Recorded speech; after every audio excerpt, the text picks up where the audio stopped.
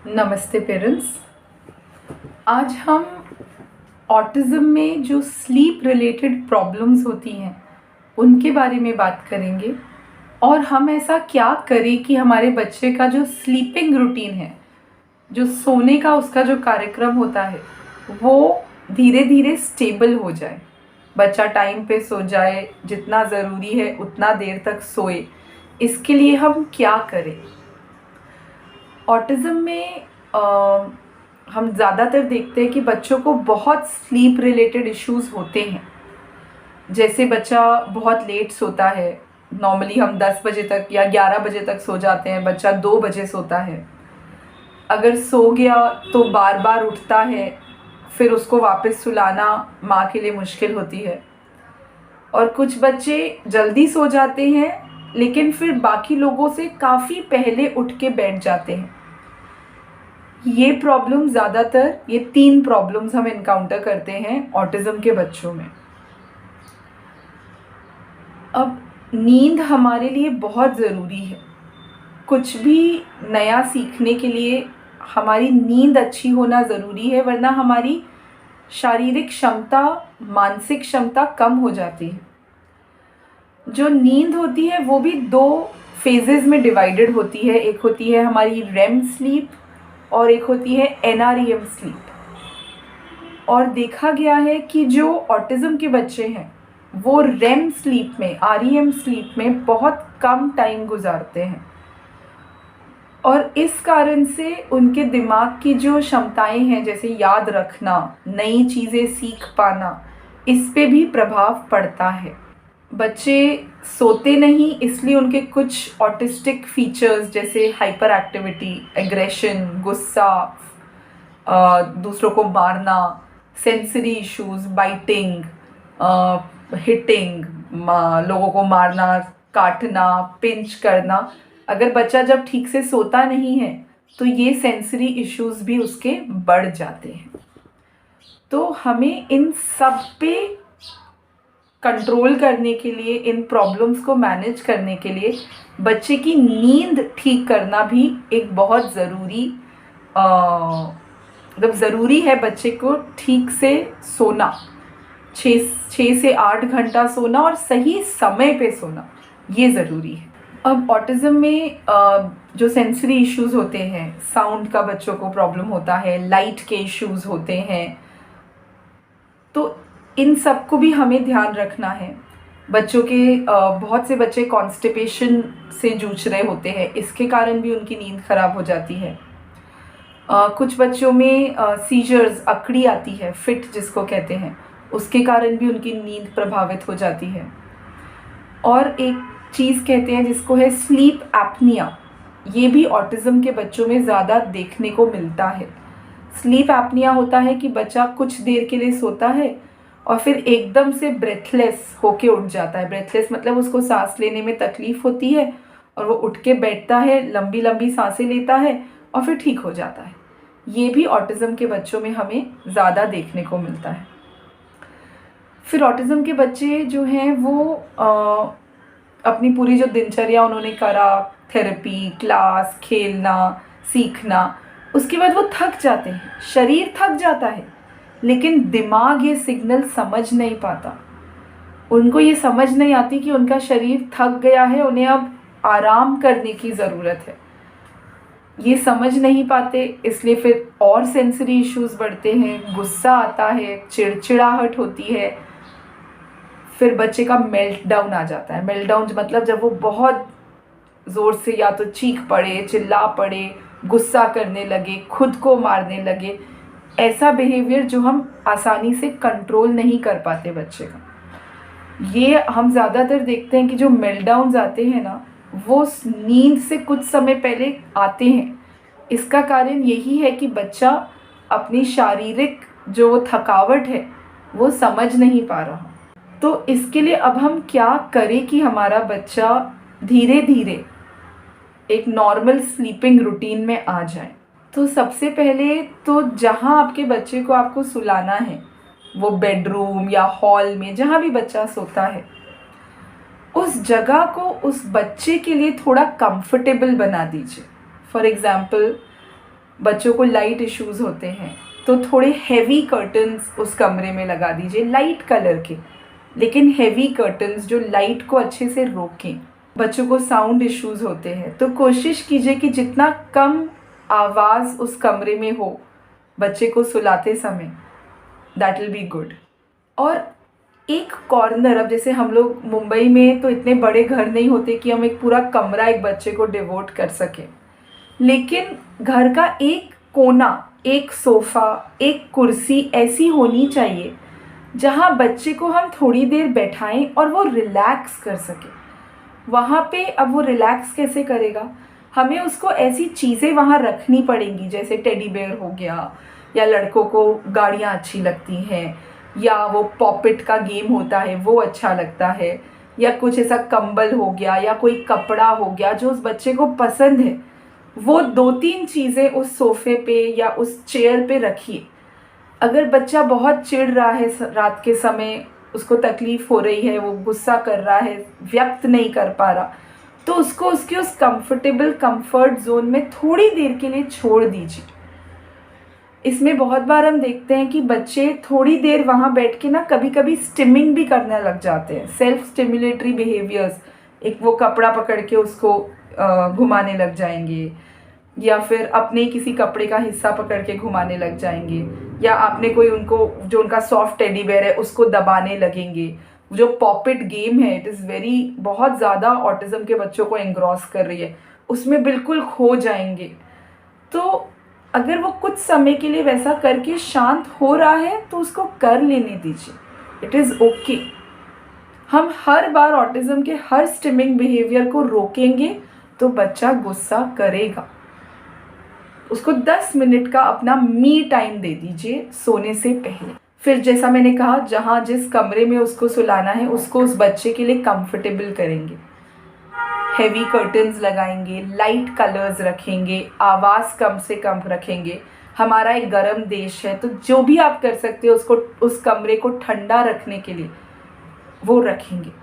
धूप आती है तो यूजुअली जो विंडो के पास की जगह है वो गर्म होती है, तो उसको थोड़ा दूर सुलाइए, विंडो से दूर सुलाइए। उसके कपड़े थोड़े हल्के रखिए ताकि वो गर्मी ज़्यादा महसूस करके चिढ़े ना। ऑटिज़म में बच्चों को गर्मी भी बहुत लगती है, इस कारण से भी चिड़चिड़ाहट रात को होती है। और बच्चे को अच्छे से हाइड्रेट करिए दिन भर में, उसके पानी की मात्रा जितना उसके शरीर को ज़रूरत है उतना आप बाहर से दीजिए, बच्चा ना मांगे तो भी हाइड्रेट रखिए बच्चे। बहुत बार क्या होता है कि बच्चे जिस मैट्रेस पे, बिस्तर पे जो मैट्रेस है उस पे कूदना शुरू कर देते हैं। ऑटिज़म में बच्चों को जंपिंग बहुत अच्छा लगता है, दे लव इट। तो क्यों सोऊं मैं ऐसी जगह पे जब मुझे वहाँ जंप करने को मिल रहा है। तो पेरेंट्स, आप इसके लिए क्या उपाय कर सकते हैं, या तो आप फोम मैट्रेस यूज़ कीजिए, जो स्प्रिंग वाले होते हैं वो नहीं, जो नॉर्मल आजकल जो नए मेमोरी फोम मैट्रेसेस जिसको कहते हैं वो यूज़ कीजिए, जिसमें वो बाउंस नहीं आता, तो जंप करके बच्चे को कोई मज़ा नहीं आता। या फिर नीचे जो हमारा पुराना तरीका है, जैसे हम नीचे गद्दा बिछा के सोते हैं, बच्चे को भी वहाँ सुलाइए, तो वो जो जंपिंग टेंडेंसी है वो हट जाएगी, राइट। थोड़ा उस कारण से भी जो बच्चा स्टिमुलेट होता है वो कम हो जाए। अब एक्चुअल रूटीन जो हमको फॉलो करना है बच्चे को सुलाने के लिए, बच्चे का दिमाग नहीं समझ पा रहा है कि वो थक गया है, उसको सोने की, आराम करने की ज़रूरत है, तो हमको धीरे धीरे ऐसे सिग्नल्स क्रिएट करने हैं जो दिमाग को ये इशारा करते जाए कि अच्छा अब ये एक्टिविटी हो रही है, मतलब अब सोने का टाइम नज़दीक आ रहा है, अब ये एक्टिविटी हो रही है, अच्छा अब सोने का टाइम नज़दीक आ रहा है। हमको बच्चे के दिमाग तक ये सिग्नल्स पहुंचाने हैं कि अब उसको धीरे धीरे शांत होके दिमाग को अब शांत होने की ज़रूरत है। इसके लिए हम क्या करेंगे? पहली चीज़, अगर आपका बच्चा आज की तारीख में 12 बजे सोता है तो कल आप उसको 10 बजे सुलाने की कोशिश करेंगे तो वो नहीं सोएगा। हमें उसको इनिशियली वो 12 बजे के हिसाब से ही उसका रूटीन शुरू करना है। अगर आपका बच्चा 12 बजे सोता है तो 2 घंटा पहले आपके घर के सारे स्क्रीन्स बंद हो जाने चाहिए। टीवी, मोबाइल, आईपैड, आईफोन्स सब बंद। और जितने भी लोग उस दौरान बच्चे के साथ हैं, माँ बाप भाई बहन, सबके बंद हो जाने चाहिए, राइट। वो स्टिमुलेशन ख़त्म कर देंगे बिल्कुल। ओके।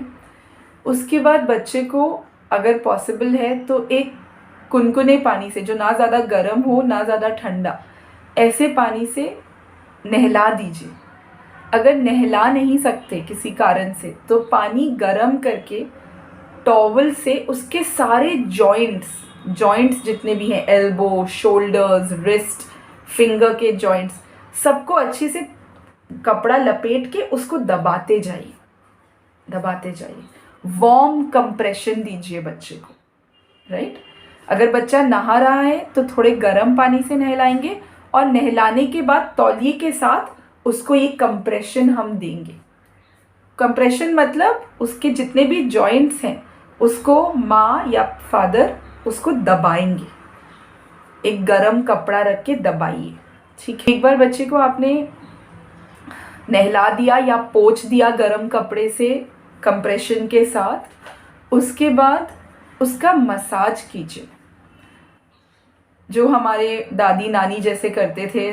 सरसों का तेल ले लिया या नारियल का तेल थोड़ा सा गरम करके उसके सारे जो लिम्स हैं, मतलब हाथ पाँव और सर, इसका अच्छे से मसाज कीजिए, उसको रगड़ जो कहते हैं वो भी कीजिए, और उस टाइम पे भी उसके जो जॉइंट्स हैं उनको दबा दीजिए। जो बच्चे फ्लैपिंग करते हैं उनके फिंगर जॉइंट्स, हमको एक एक जॉइंट पकड़ के कंप्रेशन देने की ज़रूरत अभी नहीं है, जस्ट ऐसे प्रेस, बच्चे के रिस्ट को प्रेस, एल्बो को प्रेस, हर जॉइंट को आप 3-3 बार दबाते जाइए, साथ में बच्चे की मालिश करते जाइए। अगर बच्चा बड़ा है, माँ से नहीं हो रहा, तो उनके पिताजी को बोलिए करने के लिए। तो ये हम बेसिकली बच्चे को रिलैक्स कर रहे हैं, हम ब्रेन को ये सिग्नल्स पहुंचा रहे हैं कि आपको अभी शट डाउन होना है। सिग्नल्स, आपके जो दिमाग से सिग्नल्स निकल रहे हैं वो धीरे धीरे कम होते जाने चाहिए।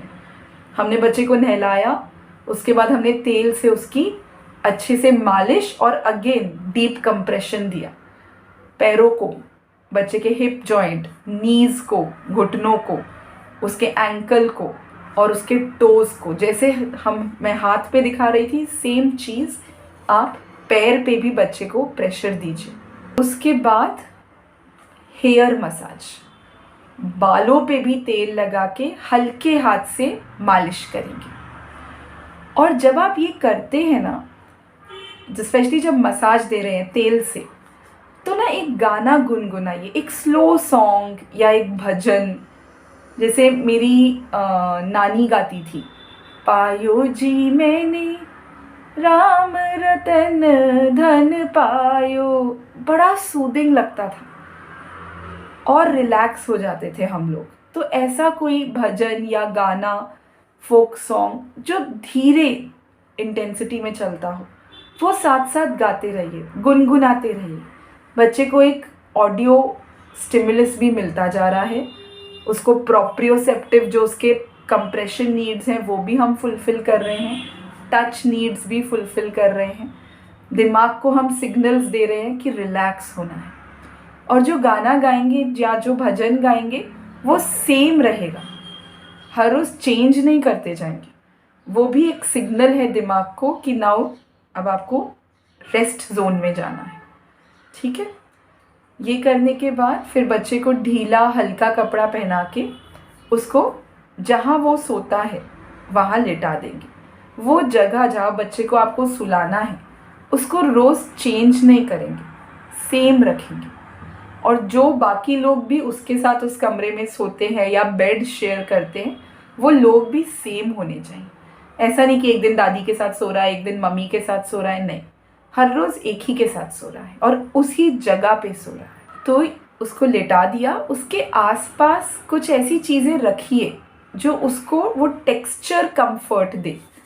जैसे एक मुलायम कंबल हो गया, टेडी बेयर हो गया, सॉफ्ट बॉल हो गई, कुशन हो गया, वैसी चीज़ें वहाँ रहने दीजिए।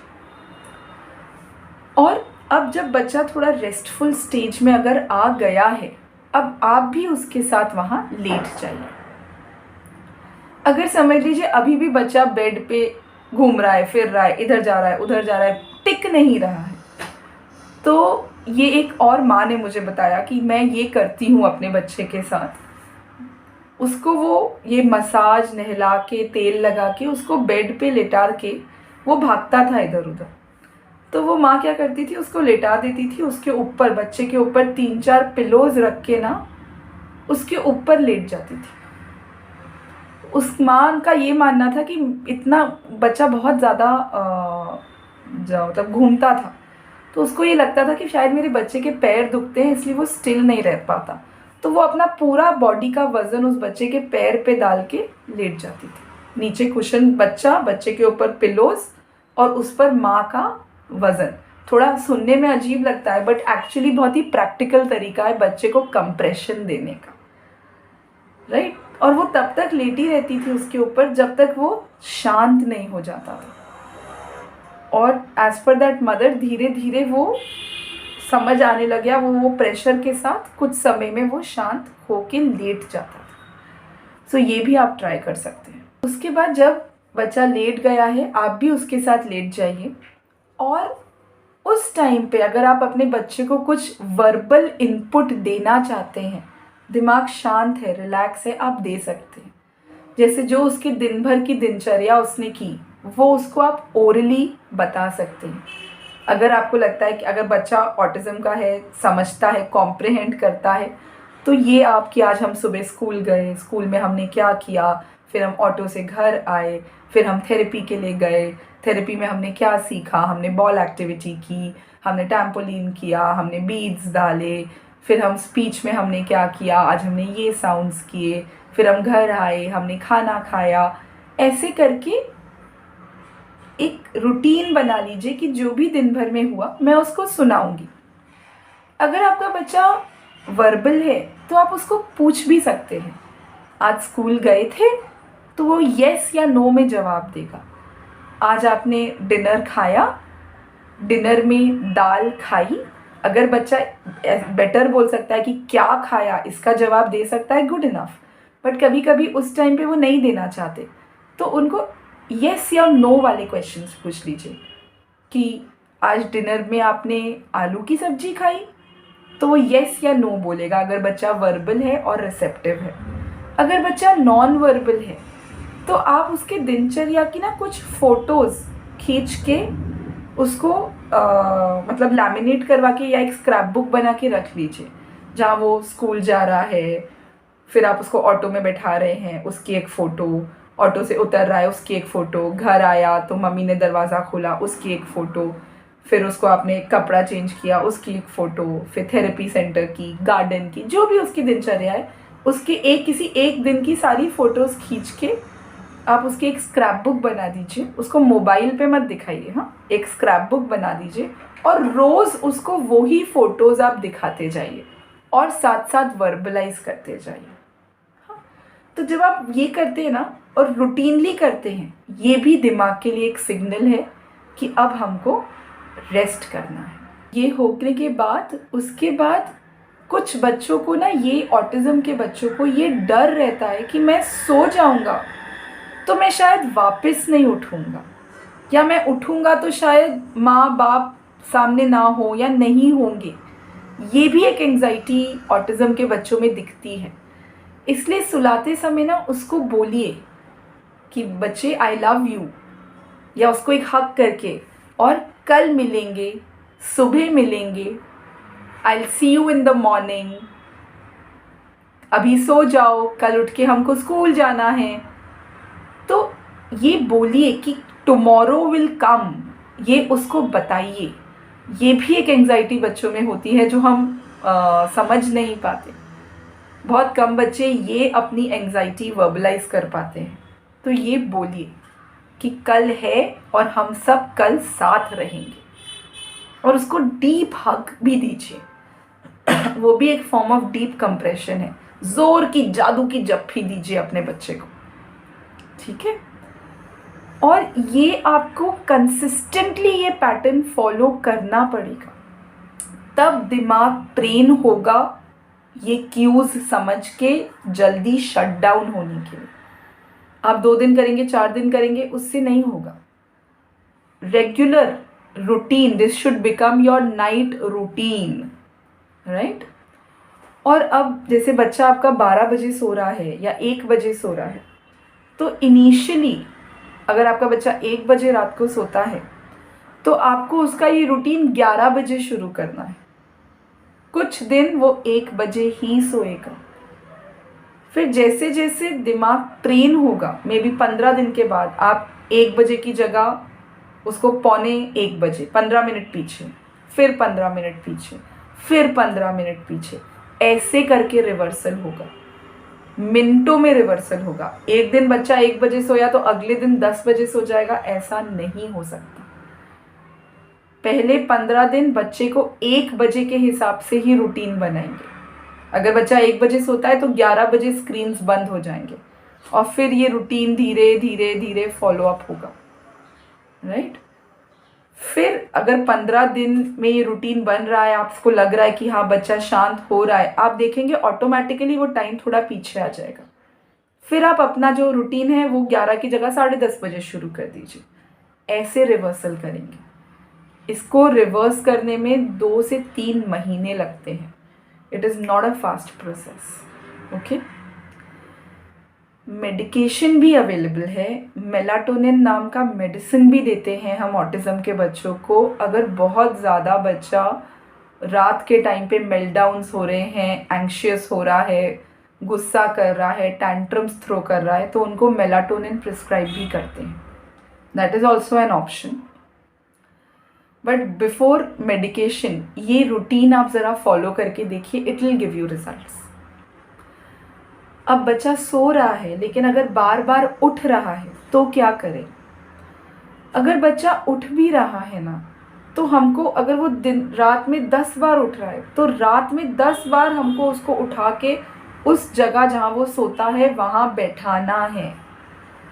और जब वो उठता है ना, तब उसको बहुत ज़्यादा स्टिमुलस मत दीजिए। अरे बेटा क्या हुआ क्या हुआ, हम बोलते रहते हैं, बच्चा जागता जाता है। नहीं, just maintain a robotic face and a robotic silence.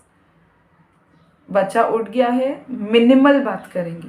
बच्चा उठ गया है, बहुत ज़्यादा हम मूवमेंट नहीं करेंगे। उसको आई कांटेक्ट कम से कम देंगे। कम से कम बच्चे को स्टिमुलेट करेंगे, लाइट ऑन नहीं करेंगे, या अगर करनी भी है तो एक नाइट लैम्प या बाथरूम की लाइट जला के बस उतने लाइट में करेंगे। जितना हम ऑडियो, लाइट, नॉइज, स्टिमुलस बच्चे को देंगे उतना वो जागता जाएगा, हमें उतनी तकलीफ होगी उसको वापस सुलाने में। तो अगर बच्चा जाग भी रहा है तो उसको रहना वही है, उस बेड पे ही, और उसको बिल्कुल स्टिमुलेट ज़्यादा नहीं करें। सो ये आप फॉलो कीजिए। ये सारे प्रैक्टिकल टिप्स बता रही हूँ आपको। ये मैंने कहीं कहीं पढ़ के, कोई किताब आपको नहीं बताएगी, ये शायद कोई यूट्यूब वीडियो भी नहीं बताएगा आपको ये टिप्स। बेसिकली ये सारी टिप्स मदर्स से ही कलेक्ट करके मैं आपको बता रही हूँ। हमको दिमाग को ट्रेन करना है सिग्नल्स समझने के लिए और शांत, धीरे धीरे काम डाउन होने के लिए, ठीक है। क्योंकि ऑटिज़म में दिमाग थकावट नहीं समझ पाता बहुत बार, ओके। सो ये सारे जो सिग्नल्स हम दे रहे हैं, स्क्रीन बंद, नहाना, डीप कंप्रेशन, मसाज, तकिए रख के लेट जाना, दिनचर्या वर्बलाइज करना, ये सब दिमाग को हम सिग्नल कर रहे हैं कि अब हमारा नींद का टाइम है, अब हमें शारीरिक और मानसिक रूप से आराम करना है। कुछ माएँ मुझे बोल रही थी कि एक साइलेंट इंस्ट्रूमेंटल म्यूज़िक भी अगर आप लगा दो तो भी बच्चे को उससे कभी कभी आराम मिलता है। You can try that also. And story telling जो करते हैं, कोशिश कीजिए कि वो सुलाते समय मत रखिए। क्योंकि दैट स्टोरी टेलिंग से अगर बच्चा इमेजिनेशन कर रहा है ना तो उसका माइंड स्टिम्युलेट हो रहा है। इसलिए स्टोरी टेलिंग दिन के किसी और टाइम के लिए रख लीजिए। सुलाते समय ना स्टोरी टेलिंग या स्टोरी बुक दिखाना वो मत करिए। हम इस टाइम पे बच्चे को इमेजिनेशन जोन में नहीं डालना चाहते, राइट। सो या ये भी एक टिप है जो आप ध्यान रखिए। So try it at home parents. आप कोशिश कीजिए, रेगुलरली कोशिश कीजिए। ऑटिज़म में ना सेट रूटीन्स बनाना बहुत ज़रूरी होता है। हम रूटीन्स चेंज नहीं कर सकते, बच्चे नहीं कोप कर पाते। सो इसको रेगुलरली प्रैक्टिस कीजिए और आपको I am very sure result मिलेगा। मुझे अपना फीडबैक ज़रूर दीजिए। आपके कुछ क्वेरीज़ हैं तो ज़रूर बताइए। And like our video, share it, subscribe to our channel. Let the Shakti spread. Vijay Bhava Tatha Astu.